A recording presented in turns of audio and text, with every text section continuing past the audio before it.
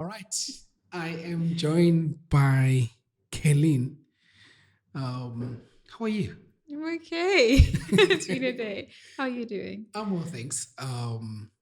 Please introduce yourself and what you do.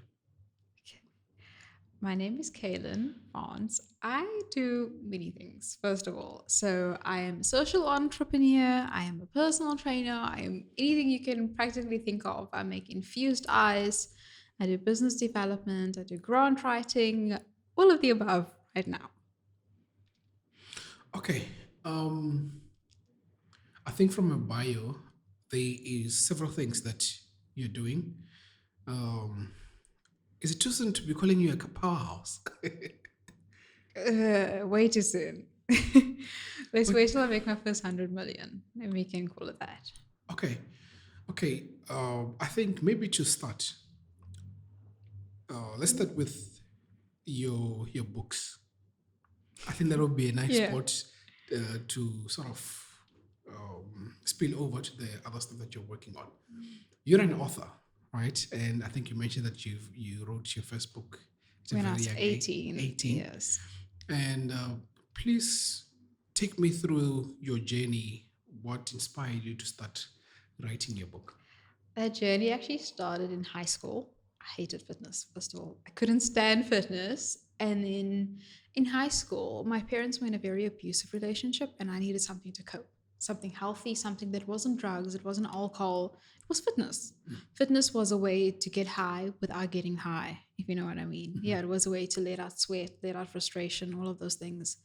And so we moved to New Zealand after matric and I started studying personal training. I wasn't sure what else to study. I studied advanced personal training with Fit College in New Zealand.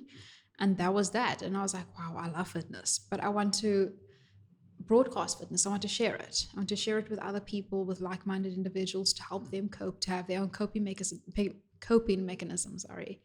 And so I wrote my first book called Fiercely Feminine because that is what I believed myself to be Sure, fiercely feminine at the sure. time.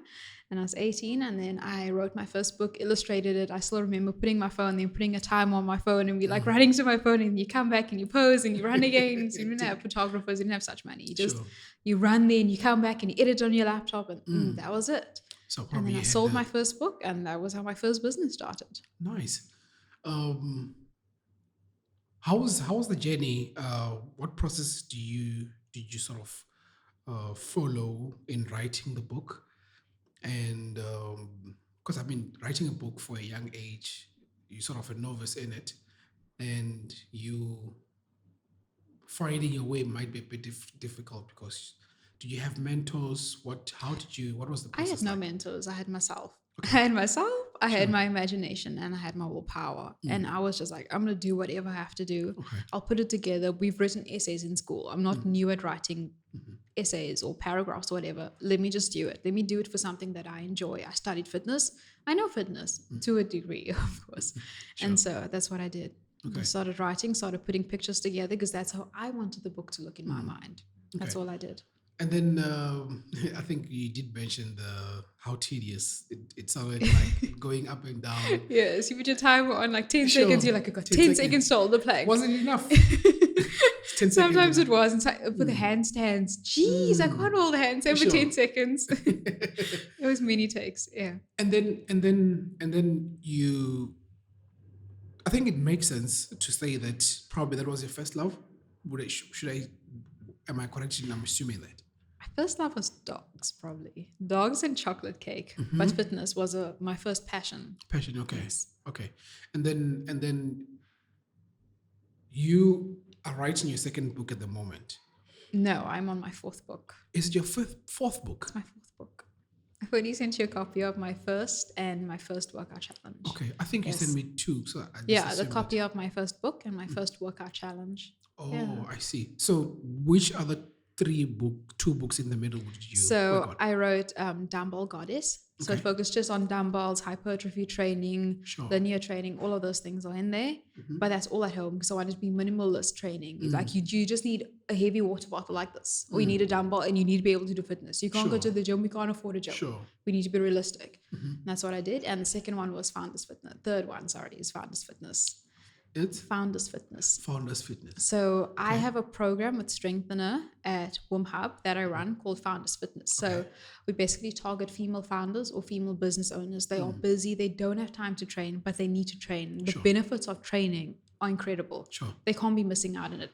So we're trying to make it as accessible as possible, 15 minutes a day if they must, different body parts, minimal equipment, anywhere, anytime.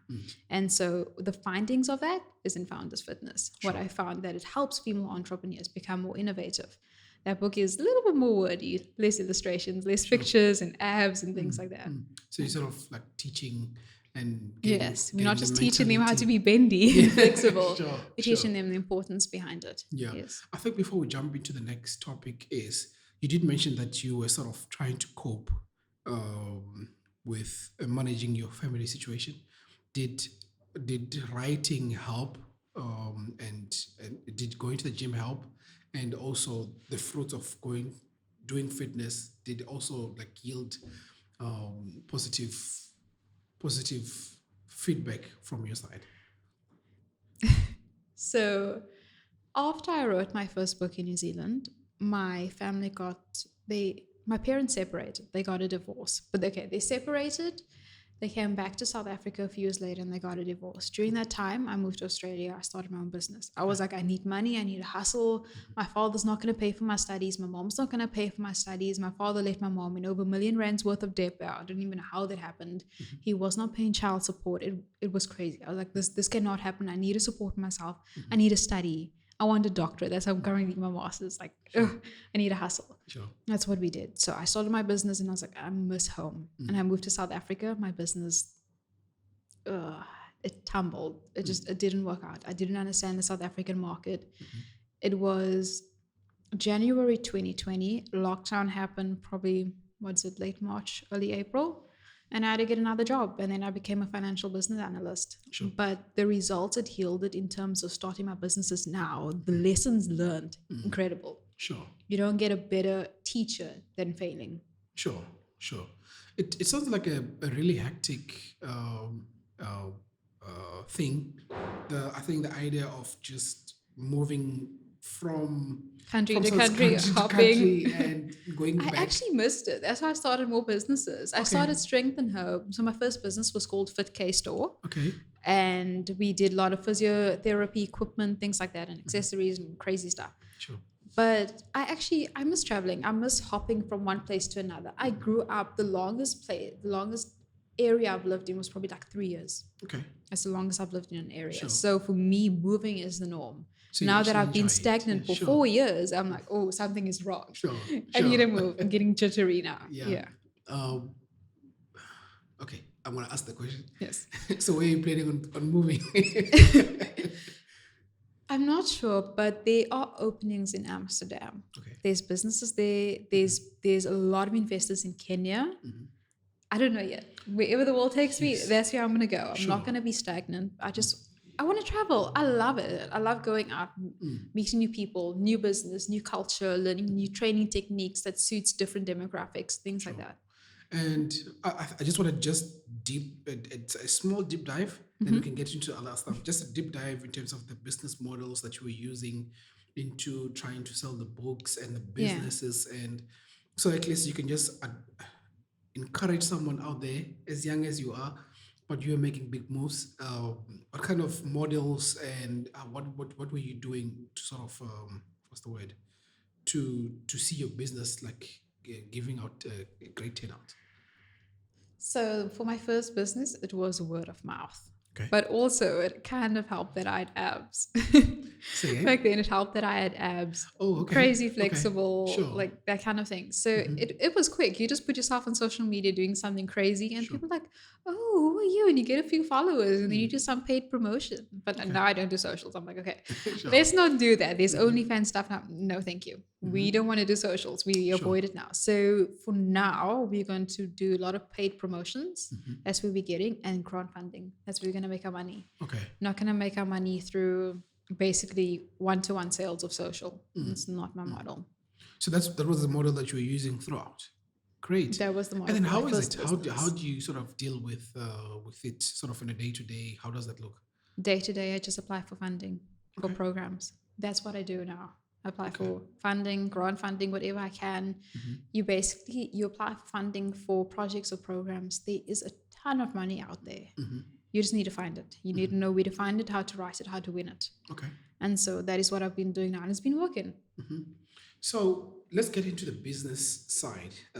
You said that you run businesses, not a business, So right? I think Autarky just Analytics is my holding company okay. that manages 12 other businesses. Mm, Yeah. okay, and then just give us a deep dive in terms of what are the services that you have and what you do, so at least that You it's, can I believe that understand. the right eyes are looking and watching. So I Yes. believe that you will probably bring some clients over, and please just explain what you guys are doing Okay. there. My favorite so far is Strengthener. Strengthener is very deep within me. It's the second part of FitCare Store, but the better part, the one where the lessons are in. So we offer a lot of personal training, especially tailored to women for their hormones. Sure. So when you go to the gym, you're just training hard all the time. You can't do that.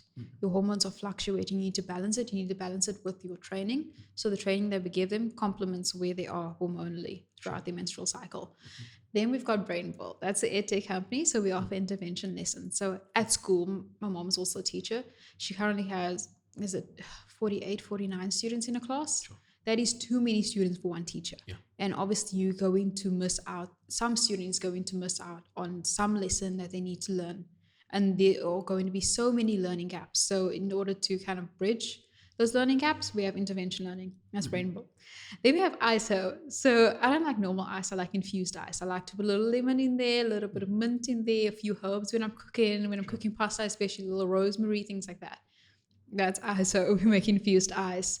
I got royal veggie. Infused ice. Yes. So ice with lemon in, or with Okay. herbs or mint or whatever you can want in there. Okay. Even add vodka in there, but that doesn't work too well. But yeah, that needs a liquor license. So put that out Sure, there. sure. We've got royal wedgie. So royal wedgie, we making underwear, but that's really sexy for women. Sure. But you can still use it on your menstrual cycle. You don't have to worry about using pads. The underwear is absorbent, things like that. I really want women to feel empowered in the underwear, so to speak. Sure, You sure. feel good, you go to the boardroom, you feel good, you don't have to worry about, oh, this pad is crunchy. No, panty absorbs everything, Sure. but it still looks good. We have Foodie Fur Baby. So Foodie Fur Baby is an organic dog food company. So we'll make dog food for other people's fur babies. Okay. So if they want something that's not kibble, that's not heavily manufactured, fresh beef, fresh liver, fresh rice included in there. That is Foodie Fur Baby. You want to go through all the companies? Let's go. Hopefully I remember all of them. Where are we now? After food babies. Date Me Dreamy. So Date Me Dreamy is basically Date me dreamy. dreamy. What does that mean? So we plan romance. It's a romance planner. So a lot of people, when I've dated, this is from where it comes from, they don't know what your love language is. They're just missing the ball completely. They're not putting in effort. Like, we don't want expensive dates. We want thoughtful dates, or we want a thoughtful gift. If your love language is gift giving, make it thoughtful. It doesn't need to be expensive. It needs to be thoughtful. Sure. So we make it easy for you. We just plan it for you. Just tell us what that person likes, and we just do everything for you for a fee. Wow. I think I've got some few people that I know who are single. So they don't mess up. Yeah. Yeah. Especially people go on dating apps. There's so many people on dating apps. But they're missing the ball completely. Sure. They're not planning the proper date. They're not making the right first impression. Sure. That's Date Me Dreamy. We want them to make the right first impression. Great. It really sounds great. And maybe it's because I just love that as well. It sounds interesting as well. I think I have so many questions, but Okay, ask the questions. We can No, get to the rest later. I think it will be better. I think it will be better if you just continue explaining the rest of the companies. Then we can actually just try to, if we can.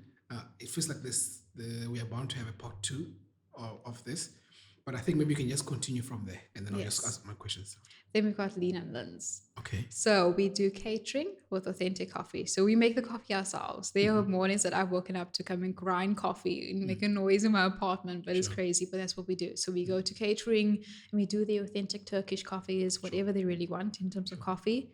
My mom loves baking and cooking. If you've tasted our concoctions, If you taste. Oh Lord have mercy. Our concoctions. The Okay. stuff that we can cook up for you, like a steak salad, but it's literally just different kinds of steak. Or we call it a cake salad, and Nice. you've got different cuts of cake and you mix it in little like Sure. chocolate balls and you add it in.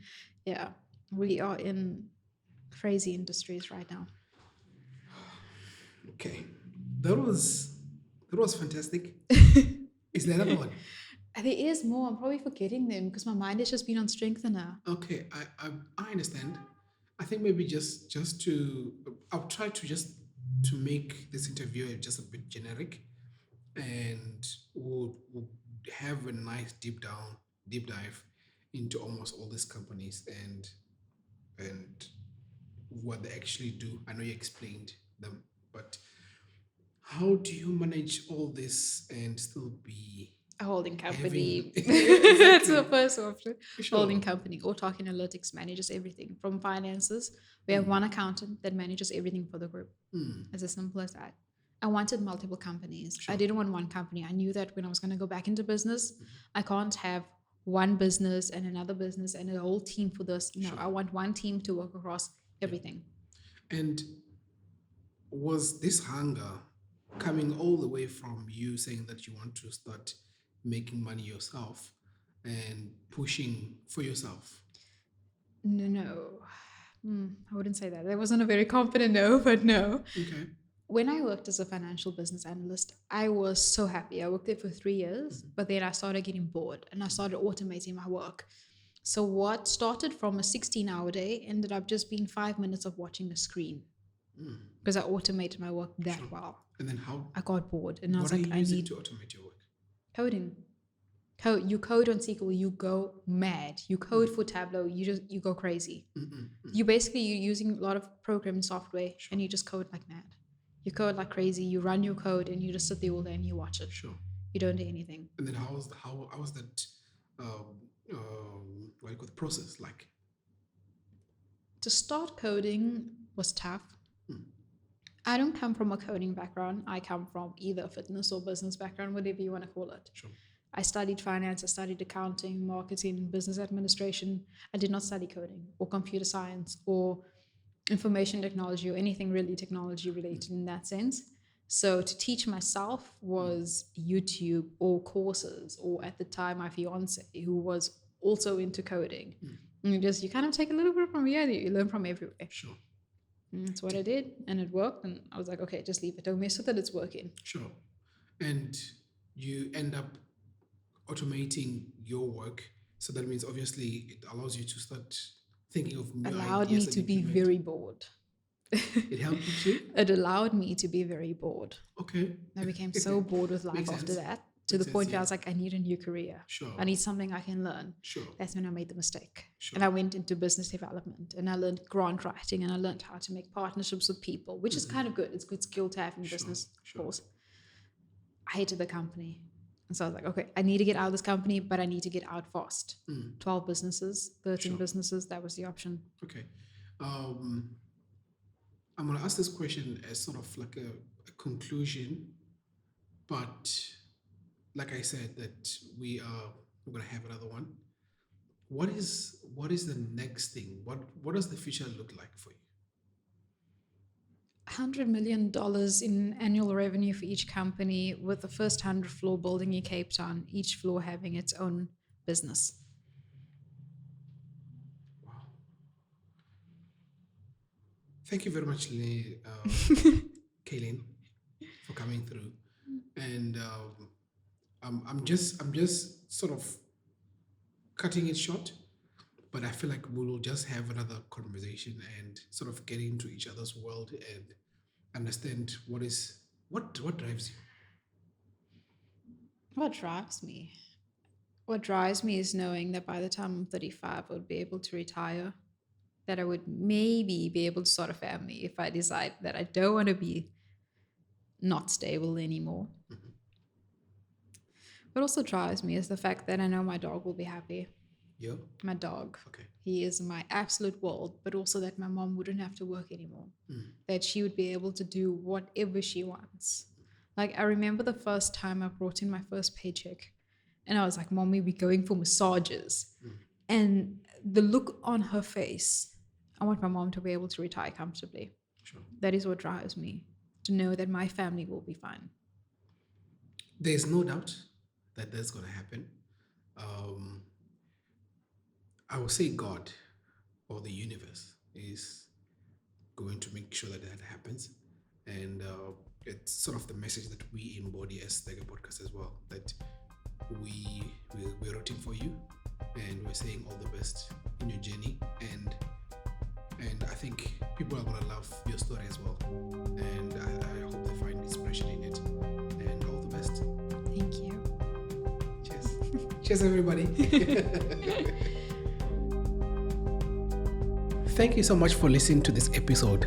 I appreciate you taking time and tuning in and be part of our community. We get to share ideas, stories, and perspectives through this podcast. I hope you enjoyed it and found something valuable in it. Don't forget to subscribe and share with your family and friends.